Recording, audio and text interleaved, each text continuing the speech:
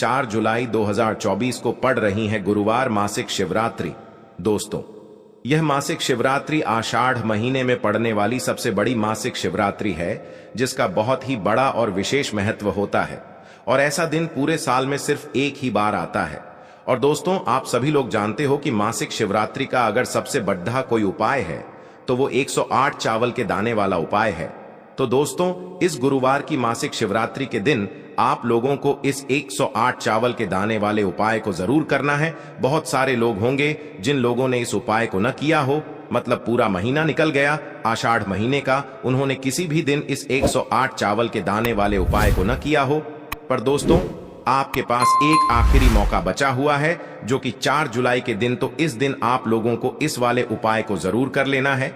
भले ही आपने पूरे महीने भर इस उपाय को न किया हो, पर अगर आपने इस आषाढ़ महीने के मासिक शिवरात्रि के दिन अगर इस वाले उपाय को कर लिया, तो आपको इस उपाय को करने का वो फल मिलेगा जिसकी आपने कभी कल्पना भी नहीं करी होगी। इसीलिए आप लोग इस वाले उपाय को एक बार जरूर कर लेना, ताकि आप लोगों के हाथ से यह मौका न जा सके और आपको इस उपाय को करने का फल मिल सके।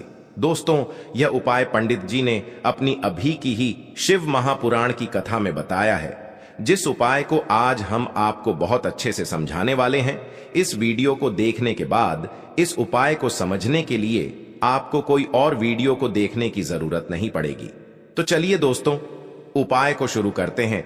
देखिए, यह इस आषाढ़ महीने के गुरुवार मासिक शिवरात्रि के दिन यह इतना खास होता है, इतना महत्वपूर्ण होता है। देखा है, कभी कभी बड़े बड़े पूजा पाठ अनुष्ठान से जो मनोकामना पूर्ण नहीं होते, वो आषाढ़ महीने के दिन एक छोटे से उपाय करने से ही आपकी मनोकामना पूर्ण हो जाती है।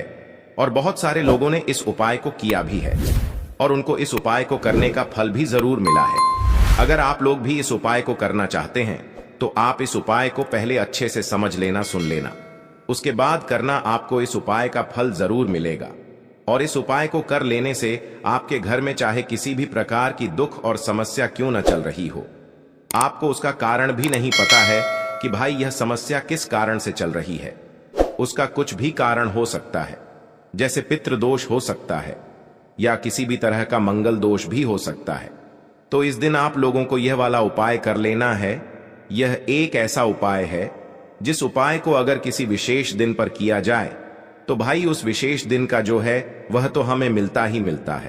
पर हमने उस दिन पर इस उपाय को किया है तो हमें उससे भी बड़ा फल मिलता है, और फल बहुत जल्दी मिलता है, क्योंकि आप इस उपाय को बहुत ही बड़े और विशेष दिन पर कर रहे हो। तो चलिए अब उपाय के बारे में बात करते हैं, लेकिन उससे पहले आप लोगों को यह जानना आवश्यक है कि आखिर यह उपाय किस समय करना है, किसको करना है और कैसे करना है। तो चलिए हम आगे आपको वीडियो में एक एक करके बता देते हैं। लेकिन उससे पहले अगर आप लोग हमारे चैनल पर नए हैं, तो हमारे चैनल को सब्सक्राइब कर लेना और इस वीडियो को लाइक करके कमेंट बॉक्स में श्री शिवाय नमस्तुभ्यम, ओम नम शिवाय जरूर टाइप कर देना।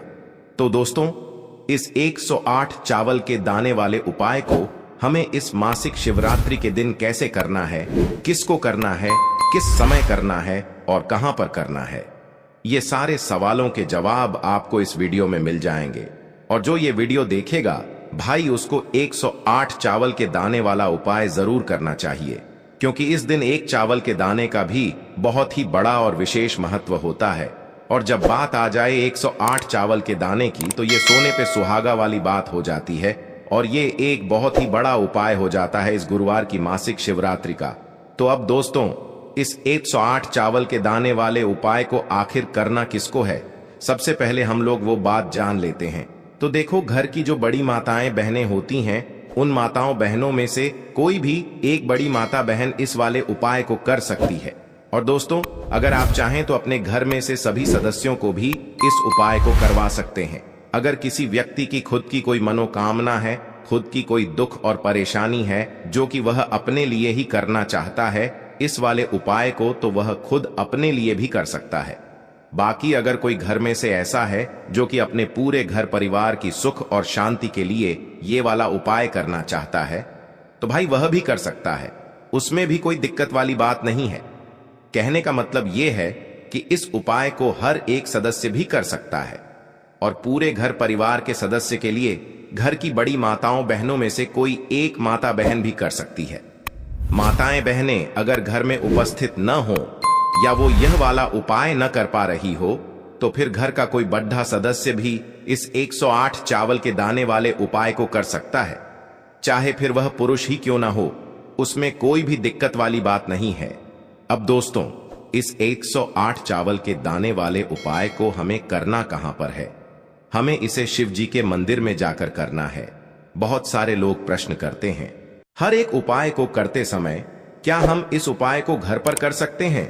तो इस वाले उपाय को आप घर पर नहीं कर सकते हो। इस वाले उपाय को करने के लिए आपको शिव जी के मंदिर ही जाना पड़ेगा। उसके बाद में दोस्तों, जो अगला प्रश्न निकल कर आता है वो यह आता है इस उपाय को लेकर कि आखिर इस उपाय को हमें किस समय करना है, सुबह के समय करना है कि शाम के समय करना है? तो देखो, इस वाले उपाय को आप लोग सुबह के समय भी कर सकते हो और शाम के समय प्रदोष काल में भी कर सकते हो। अब अगर आप पूछो कि भाई सबसे उत्तम समय कौन सा रहेगा इस 108 चावल के दाने वाले उपाय को करने का, तो हम आपसे बस यही कहेंगे कि इस उपाय को आप सुबह के समय करेंगे तो ज्यादा बेहतर होगा। बाकी अगर प्रदोष काल शाम के समय भी करेंगे तो भी अच्छा होगा, उसमें कोई भी दिक्कत वाली बात नहीं है। तो अब दोस्तों, जो अगली सबसे बड़ी और महत्वपूर्ण बात आती है वो यह आती है कि सुबह अगर हम उपाय को करेंगे तो हमें कितने बजे से लेकर कितने बजे तक के बीच में करना है, और शाम के समय प्रदोष काल में करेंगे तो हमें कितने बजे से लेकर कितने बजे के बीच में करना है।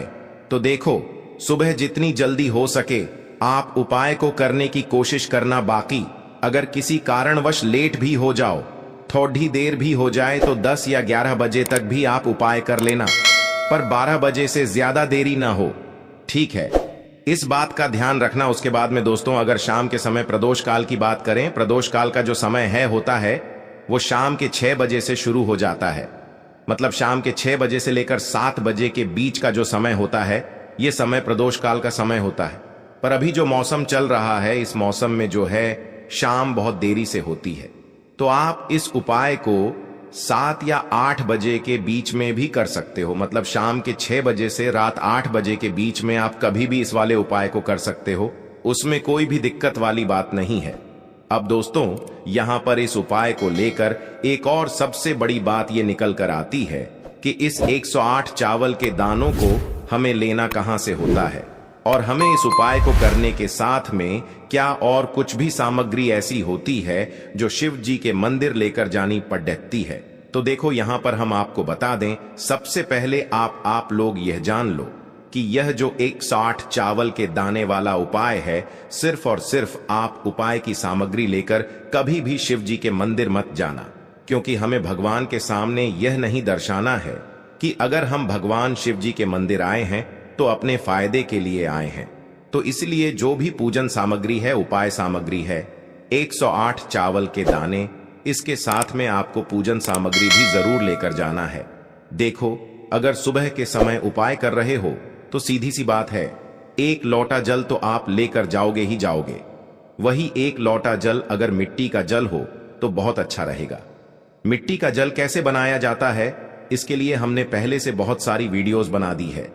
आपके पास इस दिन एक आखिरी मौका रहेगा मिट्टी का जल शिव जी पर चढ़ाने का और उपाय को करने का। बहुत बड़ा आपको इस दिन फल मिलेगा। तो इसलिए इस दिन हो सके तो भाई मिट्टी का जल चढ़ाना, तो अपने साथ में कम से कम 1 लोटा जल तो आपको लेकर जाना ही जाना है। अगर मिट्टी का जल नहीं है तो घर का जल भी आप इस्तेमाल कर सकते हो। इसके अलावा जो भी पूजन सामग्री है, देखो 108 चावल के दाने ये अलग आपके रहेंगे और जो आपकी पूजन सामग्री रहेगी वो अलग रहेगी। पूजन सामग्री में आप जो भी चीज लेकर जाना चाहे वो लेकर जा सकते हैं, उसमें कोई भी दिक्कत वाली बात नहीं है। वहीं अगर हम बात करें शाम के समय की, तो शाम के समय शिव जी पर जल नहीं चढ़ता है, इसीलिए शाम के समय आप लोग एक दीपक तैयार कर लें जो कि गोल बत्ती का, आटे का, शुद्ध देसी गाय का घी का होगा, है ना।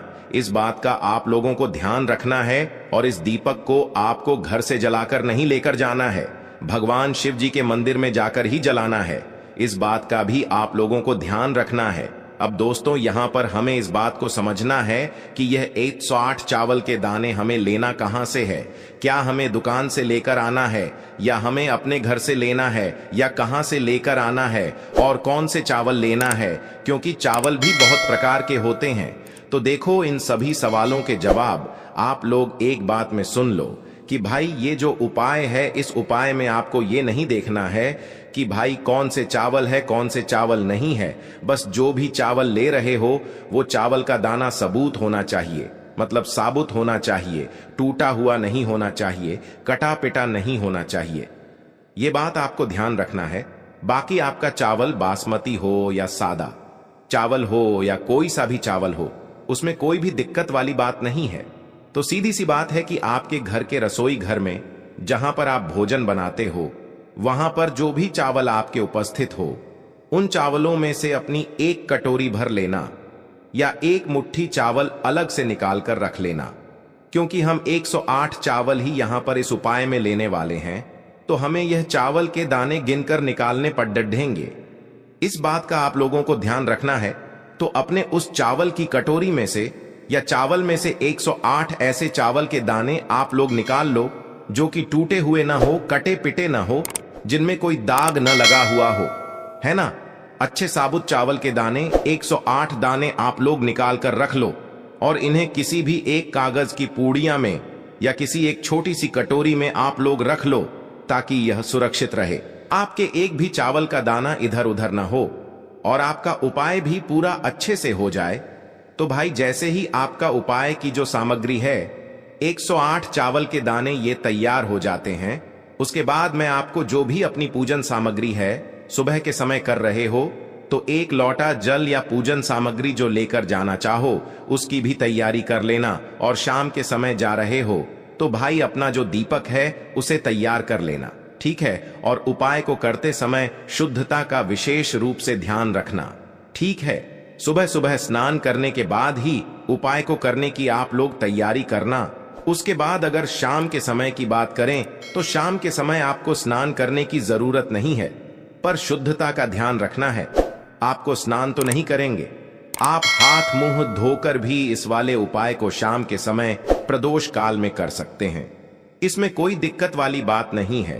तो आप अपने उपाय की पूरी सामग्री तैयार करके आपके पास ही में जो आपका शिव मंदिर हो वहां पर पहुंच जाइए। सबसे पहले शिव मंदिर में जाकर आप लोगों को उपाय नहीं करना है, पहले भगवान के दर्शन करना है, भगवान से आशीर्वाद प्राप्त करना है। फिर शिव जी की शिवलिंग के पास में आना है। शिवलिंग के पास में आने के बाद आप जो पूजन सामग्री लेकर आए हुए हैं, जैसे कि सुबह गए हुए होंगे तो एक लोटा जल और जो भी पूजन सामग्री लेकर आए हैं, आप उनसे भगवान शिव जी की पूजन कीजिए। सबसे पहले तो एक लोटा जल ही चढ़ेगा, उसके बाद में आपकी पूजन सामग्री चढ़ेगी। उसके बाद में अगर दोस्तों शाम के समय अगर आप इस उपाय को कर रहे हो तो अपने साथ में कम से कम एक जो दीपक है गोल बाती का, जो आप अपने साथ में लेकर गए हो, उस दीपक को मंदिर में जाकर अपनी माचिस से जलाना है और उस दीपक को शिवलिंग के पास में रखना है, ठीक है। इस दीपक को रखने के बाद ही आप लोगों को अपना ये वाला उपाय शुरू करना है।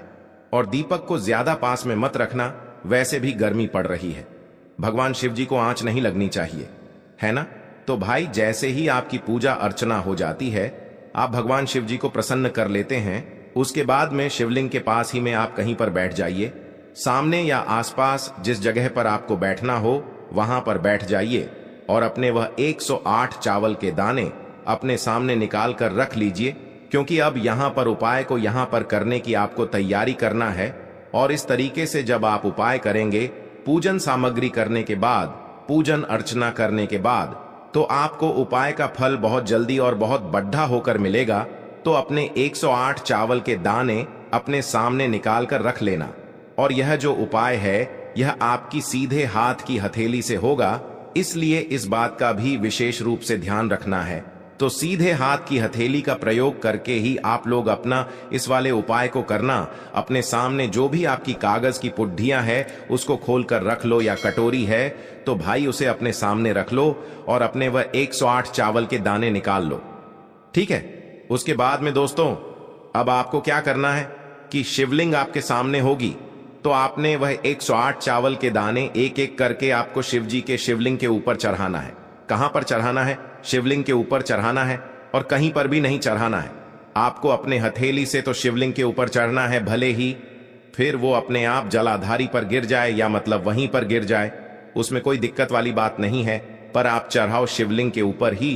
तो आपको क्या करना है? अपना पहला चावल का दाना उठाना है, श्री शिवाय नमस्तुभ्यम बोलना है और शिवलिंग पर चढ़ा देना है। इसी तरीके से दूसरा चावल का दाना उठा है, शिवलिंग पर चढ़ाना है और मंत्र बोल देना है, और फिर तीसरा चावल का दाना उठाना है, श्री शिवाय नमस्तुभ्यम बोलना है और चढ़ा देना है। इसी प्रकार से आपको पूरे 108 चावल के दाने एक एक करके शिव जी के शिवलिंग के ऊपर चढ़ाना है और भगवान से प्रार्थना करते जाना है।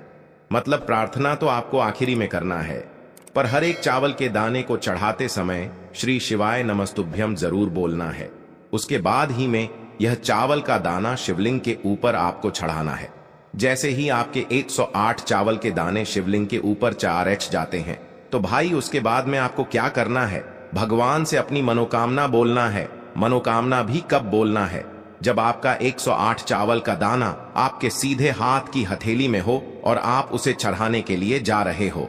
श्री शिवाय नमस्तुभ्यम बोलकर उस आखिरी चावल के दाने को शिवलिंग के ऊपर चढ़ा देना और भगवान से फिर अपनी वह मनोकामना बोल देना, जिस मनोकामना के लिए आप लोग अपना यह वाला उपाय कर रहे हो।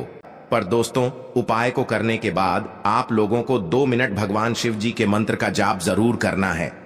बस दोस्तों, यहां पर यह वाला उपाय पूरा हो जाता है। इस तरीके से जो भी व्यक्ति छोटी छोटी चीजों का ध्यान रखते हुए इस 108 चावल के दाने वाले उपाय को करेगा, निश्चित सी बात है उसे उसकी मनोकामना जल्द ही पूर्ण होगी और जो भी दुख और परेशानी है